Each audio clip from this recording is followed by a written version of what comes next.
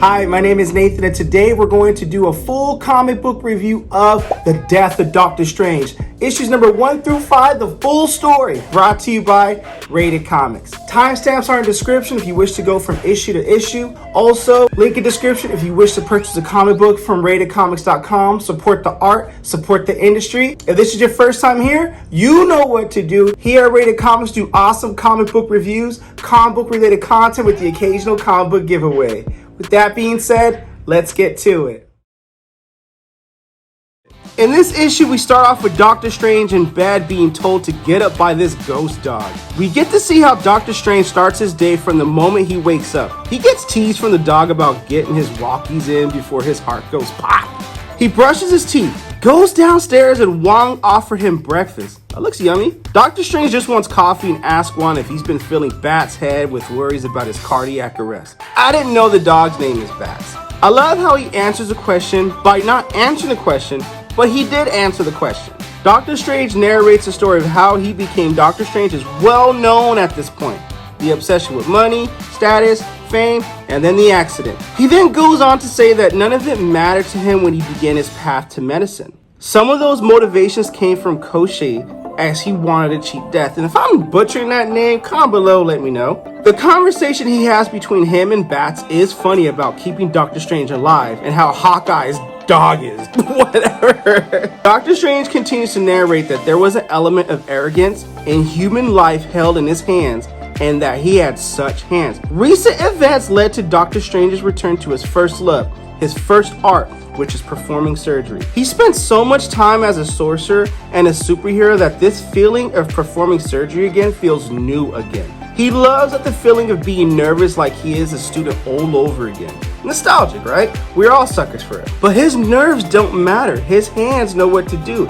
It's like there's a mundane beauty in this unlike any other magic. He reflects that magic taught him one lesson that medicine never did: humility. He saved a life during surgery, but he has other patients too. Decades passed without practicing medicine, but he never stopped being a doctor. He is the Sorcerer Supreme, and the world is his patient. We see Doctor Strange handle a situation that these two police officers were not trained to handle. The civilian, Mr. Plotnik, wanted power and wanted to be taken seriously. When he asked Mr. Plotnik where he went for this power, turns out he linked himself to the 7 sons of Cinnabus. I almost said cannabis. The dimension in the Celestial Concordance, it's a dying dimension. The screams of death in this dimension is causing Mr. Plotnik distress. Whatever is happening in there is being transmitted to him in here, or in him. Like surgery, Doctor Strange gets mystical gangster and severs that connection with magic. This was really cool to take in as Doctor Strange does this thing. He tells the officers he needs hospitalization and sees that he gets it. All they can do is sit back in awe. Police Academy didn't cover this, yo. Being needed elsewhere in Strange Academy, New Orleans, he tells the student that he is not the first Sorcerer Supreme, nor will he be the last. He was granted the title by the Blessed Vishanti when he, along with others, were tested to assess their worthiness. With this power comes grave duties, like being part of our planet's natural defenses. He continues to explain the students of Strange Academy as the world's ozone layer blocks ultraviolet radiation, along with other things. So too does the Sorcerer Supreme. Strange maintained the barrier, a master spell that strengthens the boundaries between our dimensions and other planets. Sorry, dimension, singular. All have attempted invasions of Earth in the past, but the barrier has prevented that. He tells the children this because the next Sorcerer Supreme is in this room. The Vishanti will call for another test in due time, and in the end, it may not be Stephen Strange who is left standing, or one of his enemies may just kill him. What a way to end the speech there. The school bell rings and Strange's foreshadowing demeanor changes to, well kids, don't concern yourselves with that. None have succeeded and class is dismissed. Doctor Strange is chased down by Doyle, Dormammu's son. He tells him that something weird is going on with his father and asks Strange if he heard anything. As Doyle tells Strange that he's connected to the dark dimensions and he feels that something isn't right, the intercom calls for Doctor to the baseball diamond for a blasphemous incursion. Blasphemous incursion indeed with these raiding party as he fights these side by side with Ilana. He calls a spell of crimson bands and Sidaraki, which bounds these demons. He asks why they invaded his school. They want to harvest the souls of children to sate his hunger. whoever he is so that they may be spared. Ilana decks him cold as she's heard that bull jive too many times to count, and so have we, and if you're watching enough horror movies and voodoo stuff, I suppose. Strange throws him back into the pit and she seals the breach. She tells Strange that they should speak to Dr. Voodoo about increasing the magical warding. Strange's mind is elsewhere as he is needed elsewhere. Needed elsewhere indeed, as we get a highlight reel of a magical booty kicking and typical day of Doctor Strange is what he needs to deal with. His work never ends. And plus, come on, bruh, how you gonna pull up on him like that? And then again, I'll give the Robert credit, he probably didn't even know. He continues his narration with his responsibilities never ending. And his life gives him gifts every day. The things he's done, the people he's met, has not ever been matched. I love the life flashback in the narration vibe. He ends with the man without a soul. Can he truly said to live? Okay, that's some more foreshadowing, I believe. The door knocks, and Strange takes his foot out of the tentacle Epsom salt foot bath, if you will, to answer the door. He continues to narrate that Doctor Strange is never tired and he is never rumpled. He opens the door and initially he seems unfazed by it, more bothered by who is at the door. Before he can finish his sentence, it has been a long day and the mystery dude ends it with, "Your last day." Strange narrates that it's good that his friends are not here. This is beyond them. The power used on him is familiar but overwhelming with inconceivable power. He ends telling this mystery mystical dude to go on, but he warned, this will not end the way you wish. Cut to black. There is more to this book and there is another chapter. I will leave a little meat on the bone for those who wish to purchase this comic. Link in description, by the way. I love how we get a recap of Doctor Strange's life at home, at work, and how he's still the superhero fighting villains in the New York streets. In a word, Doctor Strange is comfortable. The man lived a full life at this point, and he's been a teacher at the Strange Academy, so one might conclude a shakeup is in order. There is a death in this issue. Of course, obviously you mean. One tied to a rather clever idea that most readers will be dying to read the second issue. Me, of course. This first issue offers chapters breaks, which gives it a story feel. It's like we're reading history as it happened. The death of Doctor Strange is a good start, especially for fans who haven't caught up with Doctor Strange for some time, like me, since my only familiarity with him is some Spider-Man cartoons from back in the day and the Doctor Strange Marvel movie. It recaps his life, sets up where he's at mentally, and drops a crazy ending. Not the ending in chapter 1, but also the ending in chapter 2. That ending has crazy potential for what Doctor Strange might be in the next issue and beyond, making this an exciting series not to be missed. In this issue, we start off with Doctor Strange's death. With his death came the responsibility to preserve a magic barrier around the Earth that warded off other dimensional threats. But now that Doctor Strange has been mysteriously murdered, that barrier has fallen. And now we see the warlords coming up. We see Agamemnon, who's the first to strike within just seconds of Doctor Strange's death, who's already setting up a fortress in the desert. We see Dagoth, who has raised a sunken city from the seafloor off the coast just to make a home on planet Earth in the sea. And then we see Tiboro claim this ancient territory in the jungles of Peru. And then we see Umar, who sets up her portion of her kingdom in Antarctica. Meanwhile, we see the younger Doctor Strange, and you can tell it's a more vintage looking Doctor Strange it's from a different time. It is still Doctor Strange, it's just not the memories of the current Doctor Strange. So Wong is like, okay, can it be you, Doctor Strange? Mordo's like, what the heck is going on here? Everyone's like, it's him, it smells like him, but is it him? And then it's like, is it a ruse or what? And then Wong is like, I'm not sure. And then even Doctor Strange is kind of like, okay, I am Doctor Strange, I just don't have the memories of Doctor Strange from the future.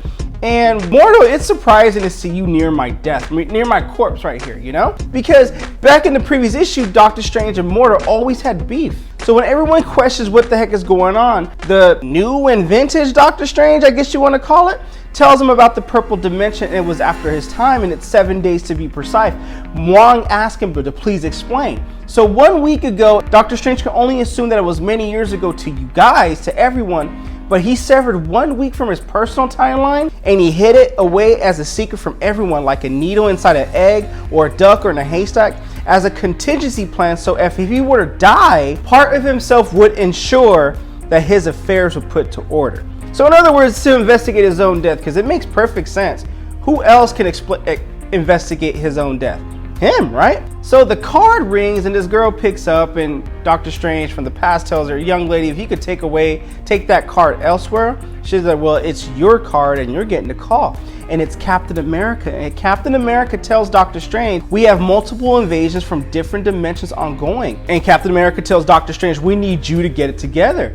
Now, he tells Captain America, this is Dr. Stephen Strange, yes, but it's not the Dr. Stephen Strange you know. It appears that we're friends, and I offer my condolences. I am an excerpt of the timeline kept in reserve in order to investigate my own murder. So after that situation gets absolved, now we get more information what's going on with these invasions, and Captain America tells Doctor Strange, it seems to me that they've been digging, claiming territory in largely unpopulated areas, and they're not putting innocent lives at risk. And Doctor Strange concludes, well, they're not immediately consolidating power, laying siege to the cities. There is something more to these invasions. There are symptoms to the conditions we find ourselves afflicted with. We need to understand the cause. So Doctor Strange kind of puts his thinking cap on, and he concludes, it's not them invading, they're running away from something. So Captain America is like, okay, well, we need to talk in person about this. So then communication ends up, and then Doctor Strange hears like a telepath communicate with him. They're coming for me. I need you, Stephen.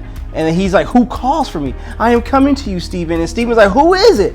And he looks up in the sky. Clea falls into his lap, and she's like, oh, you saved me. He's like, I don't believe we've met. Because keep in mind, this is Doctor Strange from the past. And she's like, you're not Stephen, then who are you? Clea, what's happening? And then Clea tells him the warlords for the outer planets have invaded. Agamon, Umar, Tiburu, and the rest. They are not invading. It turns out they are fleeing from something. Fleeing from what? Fleeing from whom, one asks.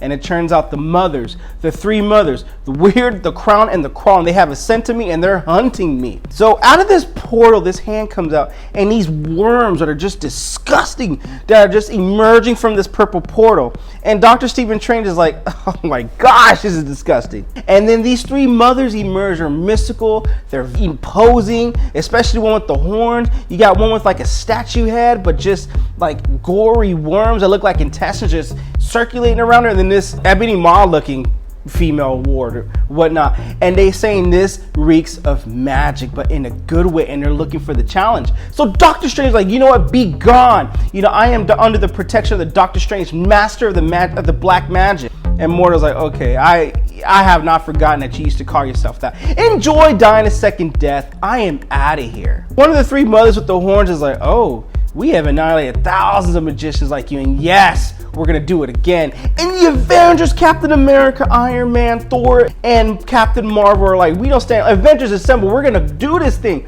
We're gonna fight. And these are some heavy hitters here. Now they're just like, okay, you guys are gonna step up to us. Them not knowing who the Avengers are, they don't know them from anything. Avengers don't know them for anything. This is completely new. Like, all right, enough talking. Let's test the world out and let's get a taste of it. So battle ensues. Thor is going in, you know, just like the king of Asgard, just coming in with this swag, and the three mothers with the horns is like, this one has the smell of a godling sisters. Delicious. It's like they're not even intimidated. And this is an epic fight of epic proportions. Iron Man is doing these things. Now these worms are shooting like acid laser beams to Iron Man and Captain Marvel. And this is an all-out war, all-out battle. And it kicks into high gear with these three mothers. One of the three mothers tells Thor, your strength, your lightning, your godly power, it's what I live for. It's what I enjoy. And she's having fun with this fight.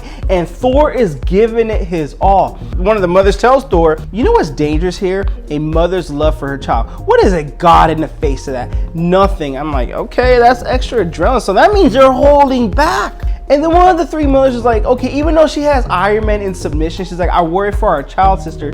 Tell me that we might find enough to sustain him here. And they end the fight here. Now, I love this right here, because right here, the three mothers pop up, things get heavy on the action heroics, and the art, I think it captures the intensity of the battle beautifully. Now, I got to leave a little meat on the bone with you guys for this issue. Now, what I do love about the death of Doctor Strange #2 is it leans into a very clever twist on this new version of Doctor Strange very well. I did not expect the story to go like this. I did not know who this guy was emerging. I thought it was like an evil Doctor Strange.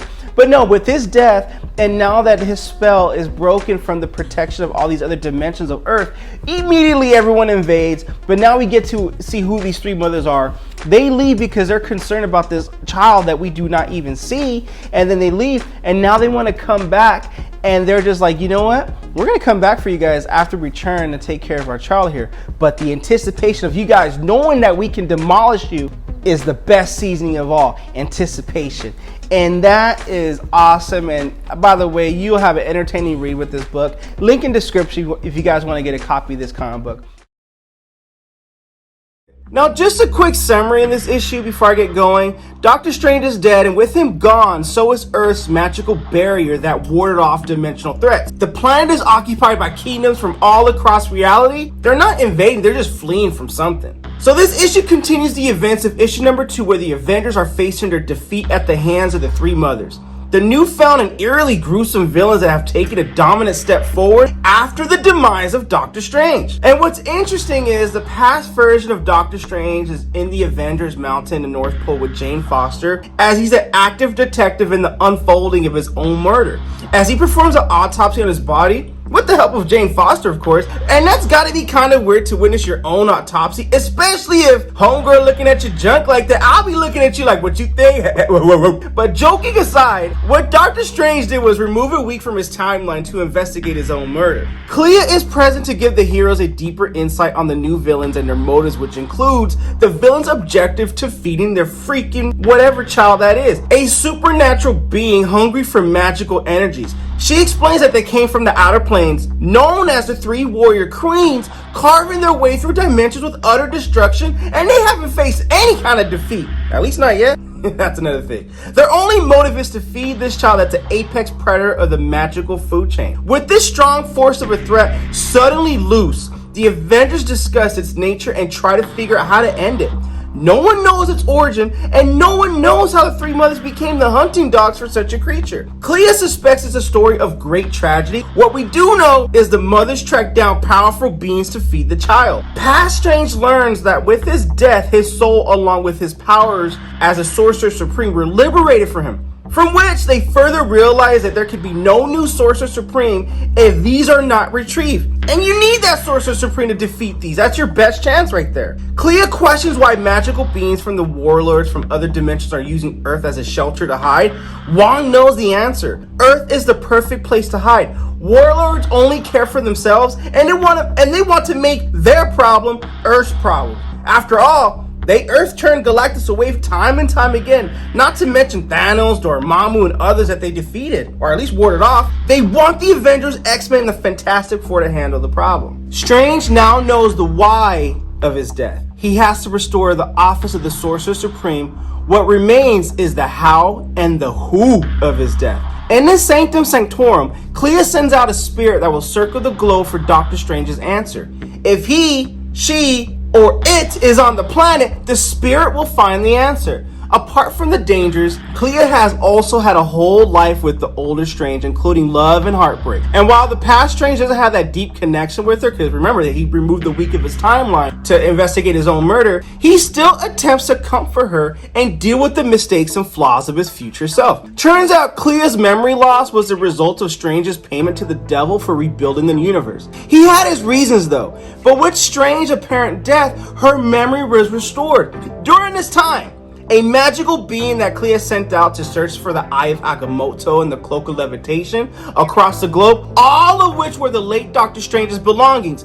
It is then revealed that these are far beyond them in a place called Castle Mordo. Mordo, that mother... I'm sure that's what Doctor Strange is thinking. The third chapter of this issue opens up in a duel sequence with Past Strange, Clea, and Wong breaking into the castle of Baron Mordo while the three mothers attack the realm of Calumet. Garbett places both sieges side by side with the split in the page, which has disconcerting effect as both hero and villain mow down multiple enemies to pursue their goals. It's pretty bad. It's pretty badass when you look at it this way. Mordo was never strong enough to come at Doctor Strange alone. He borrowed power not only from Dormammu, but 4 other warlords. He sold his soul again and again and again just to see Doctor Strange die.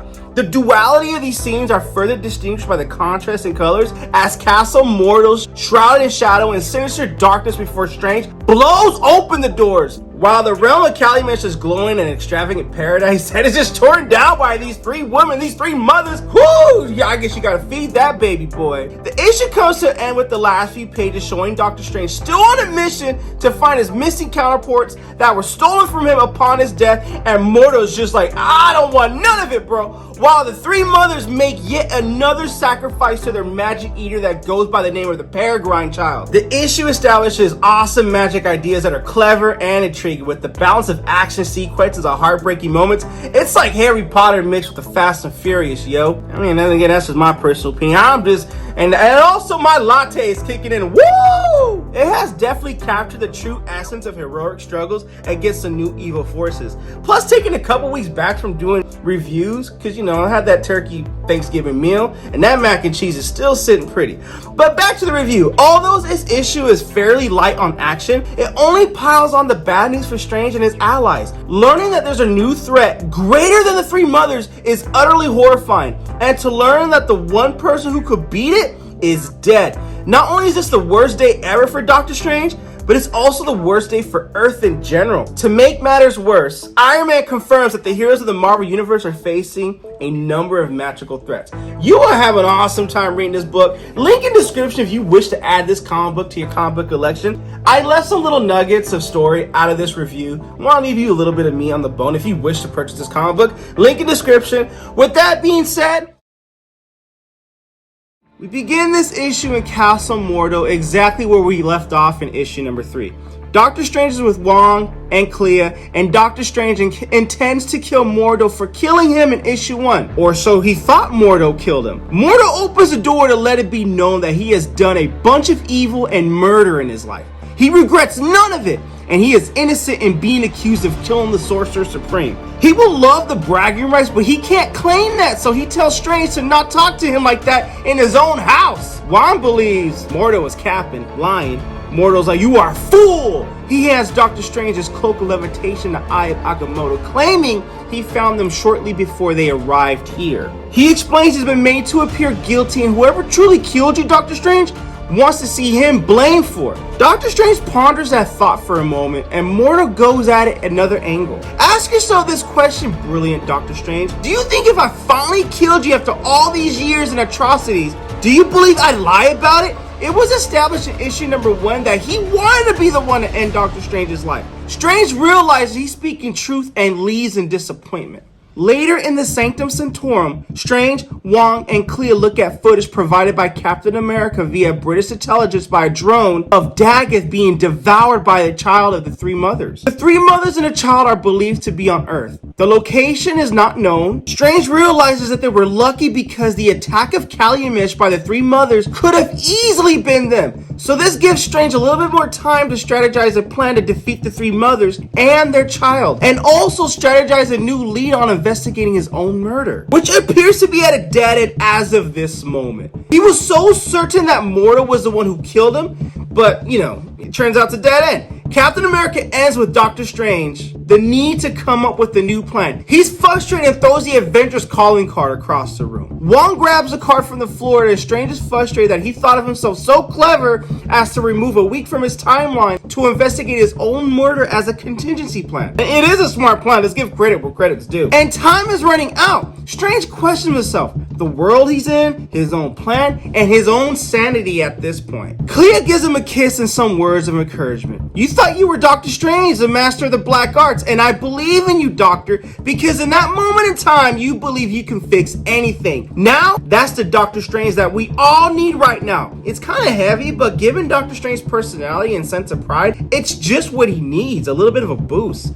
Bats enters the room to have a chat with him. He invites him to go out for a walk to clear his head for a brainstorm for all time's sake. Or new time's sake, given that he removed the week of his timeline. As Strange expresses his frustration of Mordo being a dead end, Bats gives Strange a different perspective. Perhaps you're looking at it all wrong. Who hates you and Mordo? This could have been a two birds with one stone kind of thing. Someone who knows Mordo's tricks and borrowing power kills you, Strange, and has Mordo take the fall. So who wants wants you and Mordo dead. Strange realizes who his next lead is. Before he reveals it, he tells Bats to gather all the players together for a meeting. It's not clearly explained as to why, but it's Strange, brother, so we just got to trust the process, you know? Strange sets up a pregame warm-up of a meeting with Clea and Wong. He asks them if they understand their parts in all this. Wong's task is to gather all the magicians as he can, learn to spell quickly so the three mothers and the problem child don't devour another world. Wong responds that he's up to the task and he'll gather the Avengers as well. Clea is summoning the Warlords.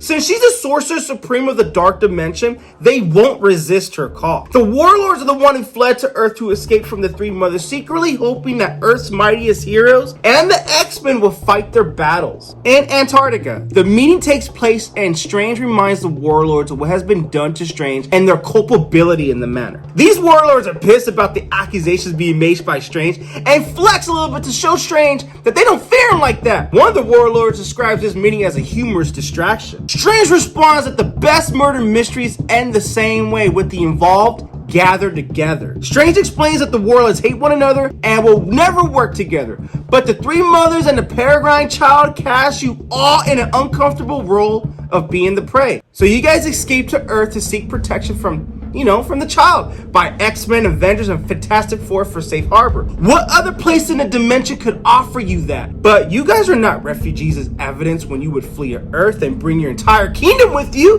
because you brought your entire kingdom with you. You would have fled yourself if that were the case. And for that barrier that I placed on Earth must be fallen. But there was ways around that barrier, but you guys were too much in a hurry to do that. So the Sorcerer Supreme had to be slain. Doctor Strange starts to piece the puzzle together, this mystery together like a boss. So Doctor Strange continues to say that he was told that he exiled a man into a purple dimension, a man that served an enemy of his. Cruelty and suffering took place. But when that man's master, whom he had given unwavering loyalty to, blood and tears, to make no effort to save that man, would he not wish to hurt his master the same way he's been hurt? The way he's been discarded like a broken tool in the purple dimension. Caecilius, just like that, Strange puts the pieces of the puzzle together, and it's Caecilius motherfucker who killed Doctor Strange from issue number 1. That image in the black with the teeth showing is a callback to issue number 1. And Caecilius is like, God, Strange, you do like hearing yourself talk. And Caecilius continues to speak. This has been such fun, but the game has run its course.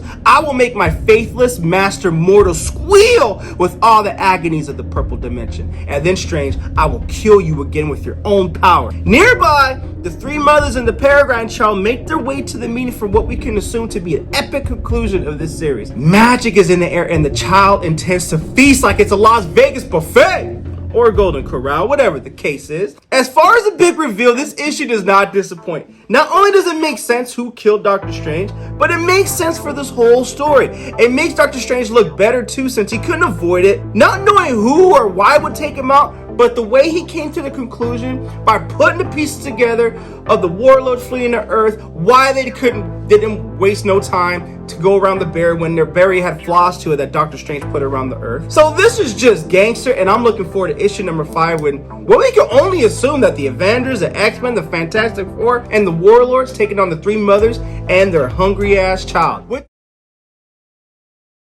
We begin this issue exactly where we left off in issue number 4. In issue number 4, the Three Mothers arrived in Antarctica along with their Peregrine son, and Agamemnon is fearful, that's why he tries to leave. Meanwhile, Caecilius and Doctor Strange, a younger version of Doctor Strange, are about to get into the sorcerer magical battle. Umar is like to Agamemnon, you cannot leave, and you will not leave. And younger Doctor Strange is like, no one is going anywhere. For once, dear Warlord, you will meet the face of the consequences of your actions. Either we all prevail today, or we all die together today.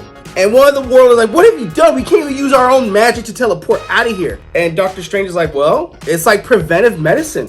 What I did is I put a spell, a binding spell upon this land. So there will be no teleporting away from all this. What? How can you do this? One man cannot do this. And you're right, one man cannot do this. But the old Doctor Strange, the one that was killed, had many friends, and they're all joined together by Earth's powerful magicians focused together on all this, along with Wong. And Caecilius is like, what?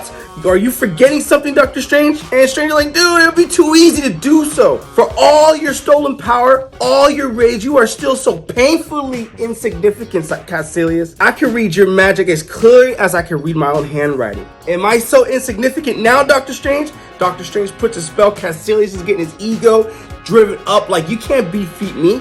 Dude, I sold my soul 4 times just to kill you, and I killed you. So how you gonna do? So how's your younger version of yourself gonna compete to me now? And then all of a sudden, magical war stops. Caecilius like, what is that? I don't know this spell. I'm warred against harm, no spell of violence, of hurt, no mental submission or spiritual destruction. What happened?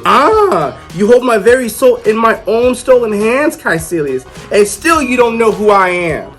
I am a doctor. I cast the one spell that could get through your wards. The one spell that you never thought to prepare yourself against. A healing spell, a spell of regeneration, one that requires a still living, breathing flesh and a soul for a base, which you have none. What? Caecilius realized what he's doing because he's not living, he sold his soul, and Doctor Strange cast a regeneration spell. No, you can't do this to me. This is inhuman, Strange. What are you doing? Caecilius becomes transmutating back to the Doctor Strange he murdered, and young Doctor Strange knows that. Can it be? Yes, it is the Doctor Strange. And he is surprised by what's happening here. Like, what? I'm back, but I'm wearing Caecilius clothing? But it turns out they have no time for fond reunions. They have an army. They have a battle they need to do with the 3 mothers and their peregrine child. So we must get to it. We go right into the action with the 3 mothers and their child, along with the X-Men and the Avengers. And is that Captain Marvel in there doing her energy blast? This is an awesome panel to look at. So young Doctor Strange tells the Doctor Strange, the Sorcerer Supreme, do we understand each other? Do you realize what you have to be done? For one man to another, heed my advice, Doctor. Right, of course. It's weird getting called by a younger version of yourself a fool and listening to a younger version of yourself giving you advice that you need to heed. What is the plan that they're talking about? So young Doctor Strange tells one panel or one of the crews, hey, you guys understand you have a part to play in this battle, right? We do. We have a part to play, so do you. So young Doctor Strange is like, is my part set? Oh yeah, your part is set, you know? Young Doctor Strange is like, I know now what I'm here for. I know my purpose. Just remember what I told you, older Doctor Strange, Sorcerer Supreme, so that this all may be all worth it. The fight continues. Wolverine is going at it with the 3 mothers. And then we begin this awesome monologue with Doctor Strange. I live again, but I know too well what my arrogant younger self does not. There is always a price to pay. And at what price comes the life of a Sorcerer Supreme? Was Caecilius' death by transmutation enough? I know that it wasn't. Death is a miser. She lets nothing go that is not paid for, and dearly. But I cannot think of that now. My own death, my own life is merely one of many lives and the deaths in this battle. Heroes are fighting against one another in the cause of my name. They're hopelessly fighting a battle that they have insurmountable odds to beat. They all have come to stake their lives in a battle that must be fought to face down their own death simply because it just must be done. Because that is what they do. That is who they are. The Avengers have battled hopeless odds time and time again. And the X-Men fought for their people year after year. They are the greatest warriors our planet can summon. But while this battle would be lost without them, this is not a battle that can be won by warriors. It is a war of wizards, a battle of magicians, sorcerers, Sorcerer Supreme, and Doctor Strange and the other Sorcerer Supreme all unite in this mystical, magical summoning their spell. Clea, Agamotiboro, and Rasputina, they all combine their magical powers together and just emit this powerful energy. And there's 3 mothers, like 5 Sorcerer Supreme sisters. We cannot hold. No, we will be banished. And one of the 3 mothers tells their child, aid your mother, sweet child. We beg of you. Yes, for you. I love his speech bubble here where it's eerie and it's powerful, but I can only imagine how compelling and just brutal and eerie this could be. Don't be afraid, Steven. And his younger self is ready to go in with purpose. And he has no fear about this. For you, face Doctor Strange, masters of the black magic. Fear of the lightning. And when he goes in and he gets confident and arrogant with it, the Peregrine Child just grabs him in his astral form and just begins to devour him. And it's like all hope is lost. Sorcerer Supreme Doctor Strange is like, hold the spell, trust in the plan. He knows what it's for. Trust in the process. It worked. He's insides of the Peregrine Child. And he realized if he had approached the child in his physical form, he would have surely been destroyed. But in his astral form, he was consumed whole. And now he's in the child's belly with all the power and all the magic it has fed over the years.